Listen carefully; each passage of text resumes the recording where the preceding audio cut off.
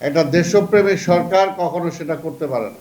আমাদের যে সমস্ত জ্বালানি সেক্টরে যেগুলো কূপ খনন করে নতুন গ্যাস আহরণ করা সম্ভব হতো, মেধার কোনো বিকল্প নাই। একটা মেধাবী লোক সেটা যে কারো সমর্থক হতে পারে, কিন্তু সেই মেধাবী লোকটাকে যদি আমি কাজে না লাগাই, তাহলে সমাজ ও রাষ্ট্র ক্ষতিগ্রস্ত হয়। এই কারণেই বিএনপি সেটাকে সবসময় প্রাধান্য দিয়েছে। তাই ভাইরা আমার, আজকে আপনারা যে সেক্টরে কাজ করেন,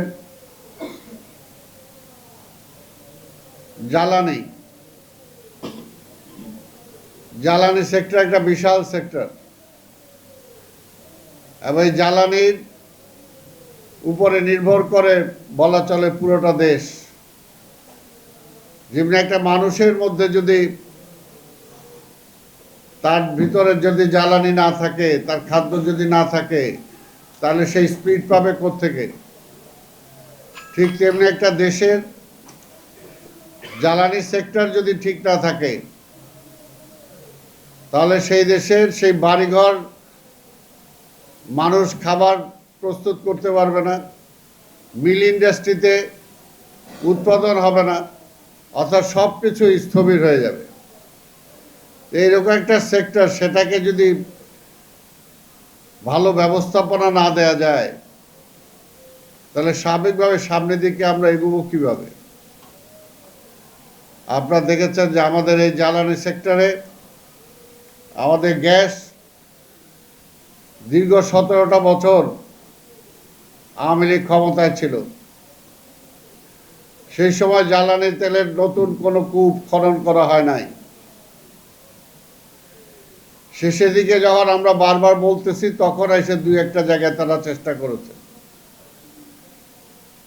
কারণটা হলো একটাই, যে তারা প্রতিবেশী রাষ্ট্রকে খুশি রাখতে চায়। খুশি রাখতে চায় কি, আমার সম্পদ আমি দিয়ে খুশি রাখতে হবে এমন কোনো সম্পর্ক তো আমার দরকার নাই। যে আমার নিজের স্বার্থ বিক্রি করে দিয়ে আপনাকে খুশি করব, আর আমার মানুষ কষ্টে থাকবে, সেটা তো হতে পারে না। আমরা দেখেছি জ্বালানি সেক্টরে বিদেশ থেকে আমদানি করা হয়েছে কোটি কোটি টাকার ভর্তুকি দিয়ে, অথচ আমাদের যে সমস্ত জ্বালানি সেক্টরে যেগুলো কূপ খনন করে নতুন গ্যাস আহরণ করা সম্ভব হতো, জ্বালানি সংগ্রহ করা সম্ভব হতো, সেদিকে তারা দৃষ্টি দেন নাই। বরঞ্চ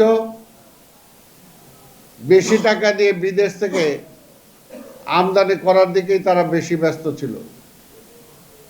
কারণ বেশি টাকা দিয়ে আমদানি যদি করা যায়, তাহলে ওই সেক্টরের সাথে যারা জড়িত আছেন সবার 2 পয়সা ইনকাম বেশি হয়, তারা ইনকামটা বেশি পায়। এই জন্যই তাদের নিজস্ব স্বার্থে দেশের স্বার্থ তারা জলাঞ্জলি দিয়েছে। আমরা দেখেছি যে কিভাবে আমাদের বিদ্যুৎ সেক্টরটাকে ধ্বংস করে দেওয়া হয়েছে। হাজার হাজার কোটি টাকা এখান থেকে লোপাট হয়েছে। যে সাধারণ একটা ব্যবসায়ী ছিল, বিদ্যুৎ সেক্টরে যার কোনো অভিজ্ঞতাই নাই, তাকেও আমরা দেখেছি সেখানে ব্যবসা দিয়ে দিতে। এবং সেখানে বিদ্যুৎ সেক্টরে বড় বড়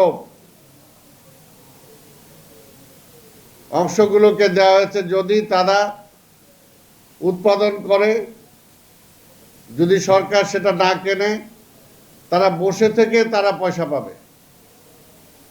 ঠিক এমনিভাবে হাজার হাজার কোটি টাকা আমাদের লোপাট করা হয়েছে। তাই ভাইরা আমার, একটা দেশপ্রেমিক সরকার কখনো সেটা করতে পারে না। যারা দেশকে ভালোবাসে তারা কখনো সেটা করতে পারে না। কিন্তু আমরা দেখেছি যে বিগত 17টা বছর